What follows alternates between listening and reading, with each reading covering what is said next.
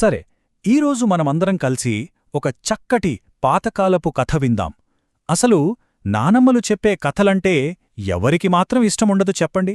ప్రతి కథలోనూ ఒక తీయని అనుభూతి, జీవితానికి సరిపడ ఒక ముఖ్యమైన పాఠం దాగి ఉంటాయి. అవునగదా, ఈ మాట వినగానే మనందరికీ చిన్ననాటి రోజులు గుర్పొస్తాయి.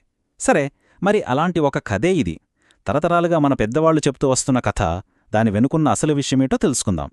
అయితే ఈ కథ ఎక్కడ మొదలవుతుందంటే, ఒక అందమైన తోటలో అనమాట. అక్కడ రెండు మొక్కలు పక్కపక్కనే ఉండేవి, కాని రెండిటికీ అస్సలు పోలికే లేదు. ఒకటి చూస్తేనే అబ్బా అనిపించేది, ఇంకొకటి దాని దగ్గరికి వెళ్లాలంటేనే భయపడేలా ఉండేది. చూడండి, వాటి మధ్య తేడా ఎంతుందో. ఒకటేమో మల్లెతీగ, తెల్లగా మెరిసిపోయే పువ్వులు, ఆ సువాసనైతే చెప్పక్కర్లేదు. ఎంత దూరాన ఉన్న ఇట్టే లాగేస్తుంది. రాజులు రాణులు కూడా దాన్ని తలలో పెట్టుకోవడానికి ఇష్టపడతారు. ఇక రెండోది ముళ్లపొద. దాని ఒళ్లంతా ముళ్లే, ఎప్పుడూ నిశ్శబ్దంగా, ఎవ్వరూ పట్టించుకోకుండా ఉండేది. దాన్ని తాకాలంటేనే అందరికీ భయం. ఇంత అందం, ఇంత పేరు ఉండటంతో ఆ మల్లెతీగ కొంచెం గర్వం ఎక్కువైంది. ఆ గర్వంతో ఏం చేసేదో తెలుసా? ప్రతిరోజూ తన పక్కనే ఉన్న ఆ ముళ్లపొదని చూసి ఎగతాళి చేసేది. ఎలా మాట్లాడేదో చూడండి. ఛీ, నీ మొహం చూడు, అంతా ముళ్లే, నీ దగ్గరికి రావడానికే భయపడతారు. నువ్వస్సలు దేనికి పనికిరావు. నన్ను చూడు, రాజులు రాణులు కూడా నన్ను తలలో పెట్టుకుంటారు అని గర్వంగా అనేదనమాట.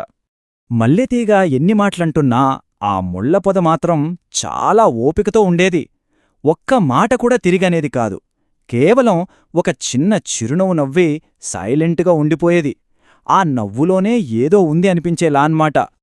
అంతా ఇలా ప్రశాంతంగా సాగిపోతున్న టైంలో కథలో ఒక్కసారిగా ఒక పెద్ద ట్విస్ట్ వచ్చింది. ఆ ప్రశాంతంగా ఉన్న తోటలోకి అనుకోని ఒక పెద్ద ప్రమాదం దూసుకొచ్చింది. అదేంటంటే, ఒకరోజున్నట్టుండి ఒక అడవి పంది ఆ తోటలోకి దూసుకొచ్చింది. ఇంకేముంది, అక్కడున్న ప్రశాంత వాతావరణం అంతా ఒక్కసారిగా చెల్లచెదరైపోయింది. దానికి బాగా ఆకలిస్తున్నట్టుంది.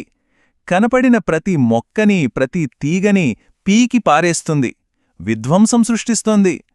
చూస్తుండగానే ఆ అందమైన తోటంతా చిందరవందరైపోయింది. అలా తోట మొత్తాన్ని నాశనం చేస్తున్న ఆ పంది కన్ను మన మల్లెతీగమీద పడింది.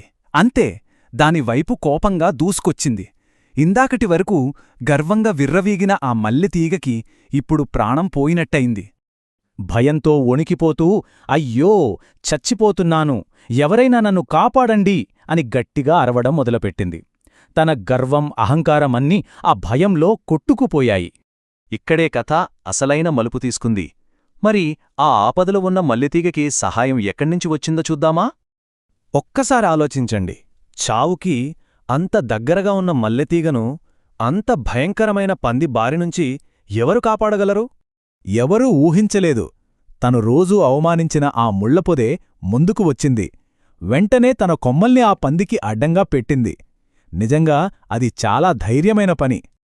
పంది వేగంగా వచ్చి ఆ కొమ్మల్ని గుద్దుకోగానే ఆ పదునైన ముళ్లన్నీ దానికి బలంగా గుచ్చుకున్నాయి. అంతే, నొప్పితో గట్టిగా అరుస్తూ అక్కడినుంచి పారిపోయింది. చూశారా? ఏ ముళ్లనైతే చూసి మల్లెతీగ అసహించుకుందో అవే ముళ్ళు ఇవాళ తన ప్రాణాన్ని కాపాడాయి. అప్పుడు మల్లెతీగకి తన తప్పు తెలిసొచ్చింది. సిగ్గుతో తలదించుకుని ఆ ముళ్లపొదతో ఇలా అంది, నన్ను క్షమించు మిత్రమా, నీ ముళ్ళు నా ప్రాణాన్ని కాపాడాయి. నిజమైన అందమనేది పైకి కనిపించే రూపంలో కాదు, మనం చేసే సాయంలో ఉందని నాకు ఇప్పుడే తెలిసింది. చూశారా దానిలో ఎంత మార్పొచ్చిందో? సరే, కథ అయితే ముగిసింది, కాని అసలు విషయం ఇక్కడే ఉంది. ఇంతకీ ఈ కథ మనకు ఏం నేర్పిస్తోంది? దాని నీతి ఏంటి? మొట్టమొదటి అతి ముఖ్యమైన విషయం, ఎప్పుడూ ఒకరి రూపాన్ని చూసి వాళ్ళని తక్కువ అంచనా వెయ్యకూడదు.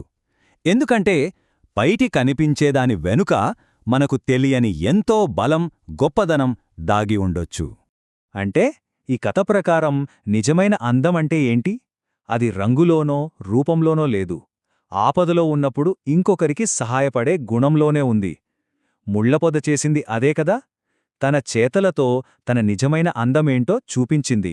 అందుకే పెద్దవాళ్ళెప్పుడూ ఒక మాట చెప్తారు, మెరిసేదంతా బంగారం కాదు అని. పైకి కనిపించే మెరుపులకన్నా లోపలున్న గుణమే చాలా విలువైంది. సరే, ఇక ముగించే ముందు ఒక చిన్న ప్రశ్న.